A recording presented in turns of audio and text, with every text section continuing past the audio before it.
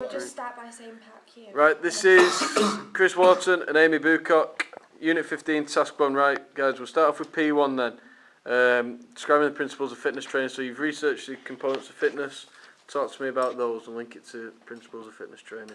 The first one's cardiovascular fitness, which is just the ability to exercise a whole human body for long amounts of time, which can also be classed as stamina. A bike could be a good example for this, and a sporting example would just be Mo Farah, who would be a good example as he has to have a good cardiovascular fitness for running for long amounts of time. And body composition is another one, which is the percentage of the body weight, which is classed as fat, muscle or bone.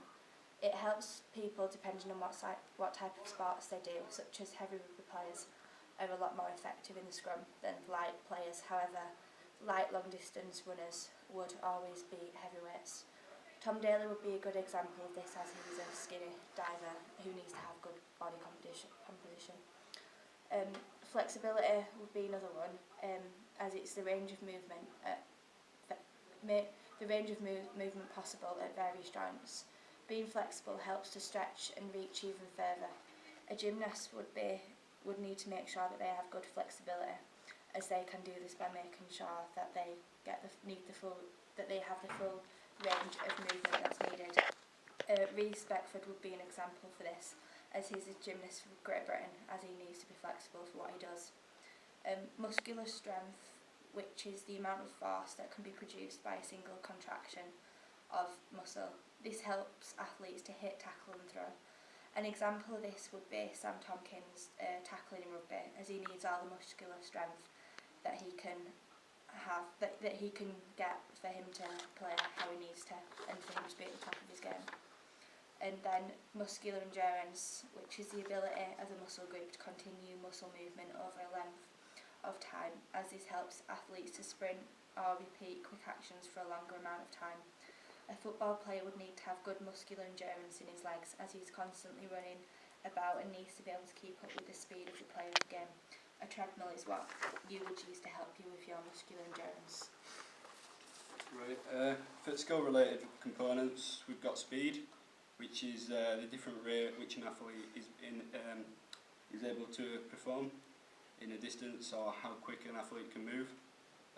Speed helps the athlete to move into position or move away from the opponents quickly. Treadmill would be a good example for doing this in a gym, like doing interval training, which involves short bursts of like speed over a little amount of distance and time. Sporting example is someone who would need it, like Usain Bolt, for 100 metres, 200 metres, etc. Next one, agility. It's the ability of the body to change direction in an efficient and effective manner. To achieve this, it requires a combination of balance, coordination, speed, reflexes and strength. So like a rugby player needs agility to make sure that they can get past an opponent by using like side steps and skills and stuff.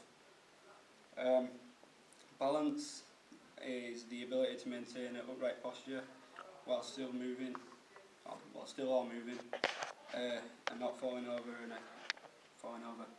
Gymnastic would need balance on the balance beam to make sure that they stay on and obviously don't fall off. Example of this would be Gabrielle Douglas, who's an American gymnast, who would need to make sure she's balanced throughout her performance. Like gym example, you just use like your body with static stretches, like on one leg and lifting it up, etc. So yeah, coordination, ability to repeatedly do a sequence of movements smoothly and accurately. This may involve like muscular contractions and joint movements. It's like it'd be good in tennis with hand-eye coordination. With Andy Murray. Gym example, medicine ball, because you can practice catching and throwing it, etc. Reaction times.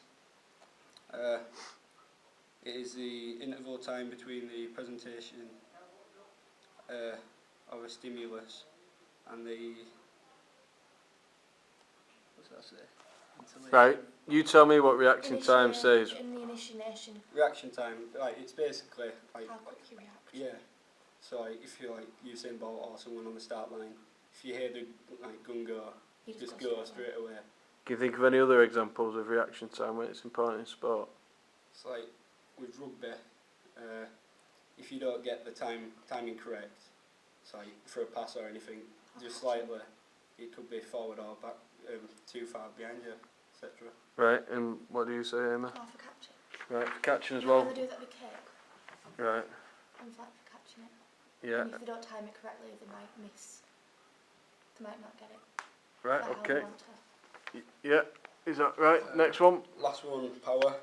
It's the rate of performing, which is a measure of how much energy is created with each second that passes, of the forces applied, and the velocity which is applied. So like a rugby player in a scrum, like a prop, would use his legs, powering his legs to drive forward.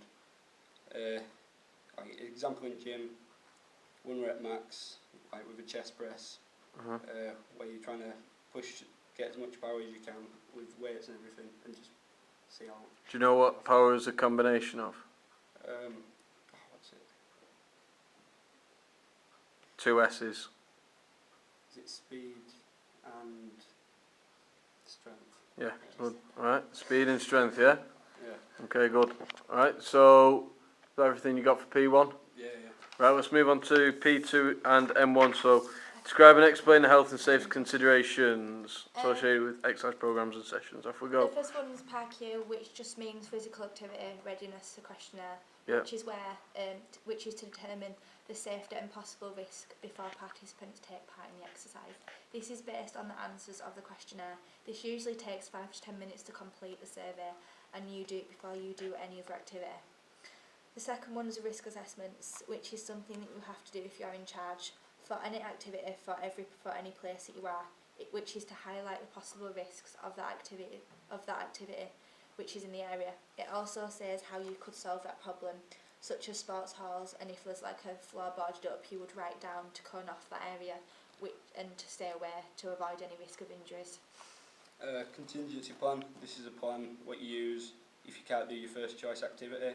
So like in a football game, if you're doing it outside with training sessions and it starts hailstoning, you could go inside and then you'd have your own plan.